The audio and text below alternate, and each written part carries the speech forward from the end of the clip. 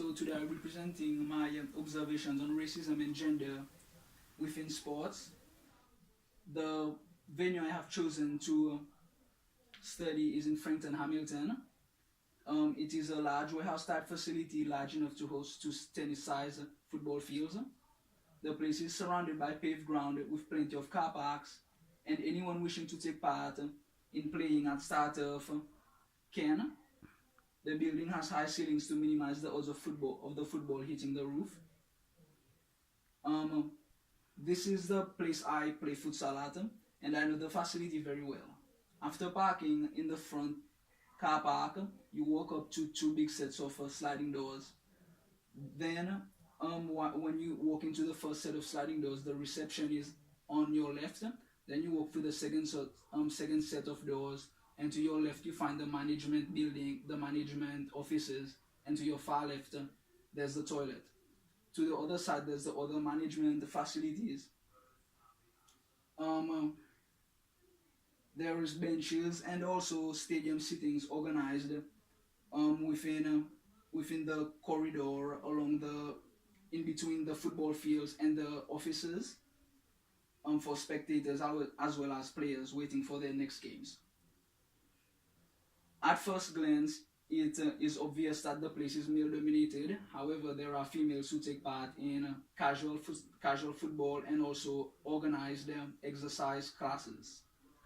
Alongside organizing a futsal league and casual kick around, the facility also is a training ground for youth teams and organizes fun footy games for children during the holidays.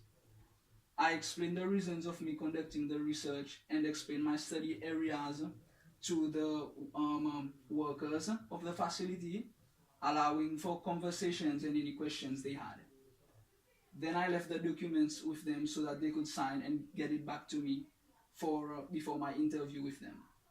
One of the difficulties I encountered was that I showed up at the wrong time the first time round to leave my documents, so I had to leave the papers, so I had to drop the papers off on another day.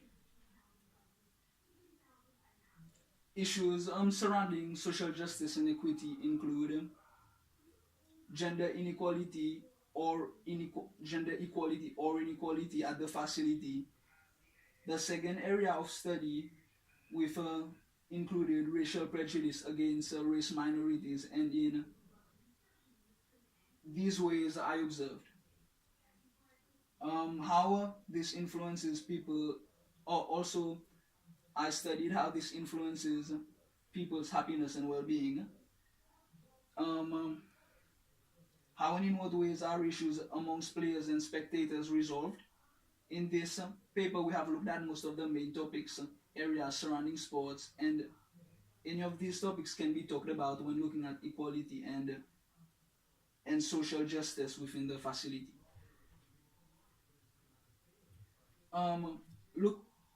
Looking at the theme of therapeutic spaces from our lectures and from the readings, it is clear that therapeutic spaces are usually associated with blue and green spaces.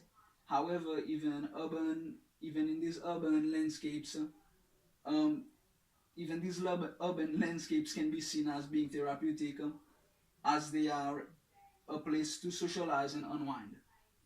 The sporting facility being studied is an especially good example, as it is open most of the time for players and who can join at their own leisure and on a casual basis for games which are free. The atmosphere is a welcoming one. The place is brightly decorated and themed accordingly.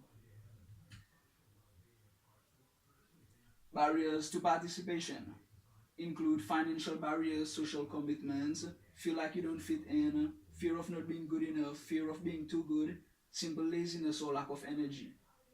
The realities of this include cost of participation. Each game costs $7 to $9 for the league games, but you can also play casuals which are free, or you can join exercise programs. Over the course of several games a week on a monthly basis, this will add up to more than paying for a gym or paying to play at other membership type facilities, the cost of travel will be high if you come from further places, of course. Um, Other fears include not fitting in. This is both evident for gender and ethnicity. Some women may feel out of place, as most of the men there, most of the people participating in the facility are men, and other nationalities may feel unwelcome if they are mocked in any way, or if they are racially mocked in any way. Social commitments include people who have children may not be able to perform as often as they would like, and children who go to the facility might not be able to play for the teams that they're supposed to, as they might be too small or weak.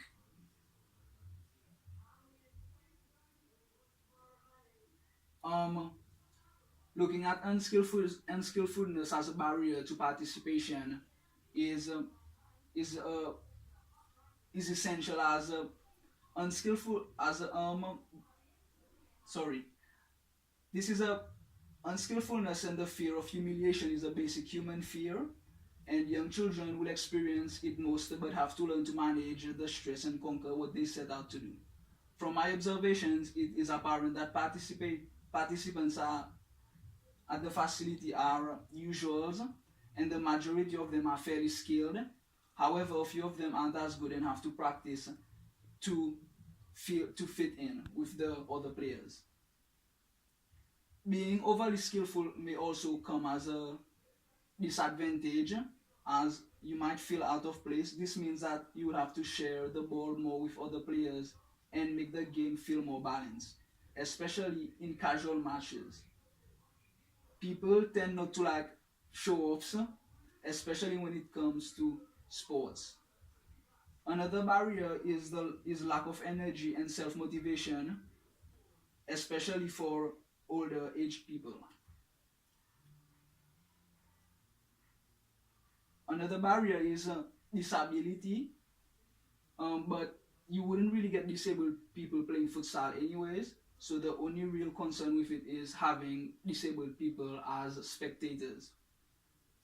However, there are wide glass doors into the building and into the toilets, and an amputee in a wheelchair will be able to maneuver around the building without any problems really.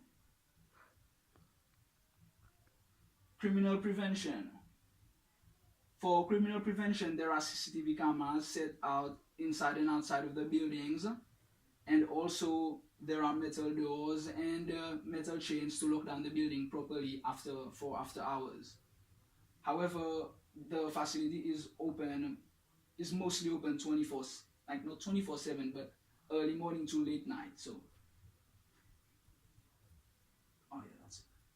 So, so you won't really have people coming in and stealing things because it is securely locked down. That's it, and there are a few references on my last slide, so have a look at those if you need to.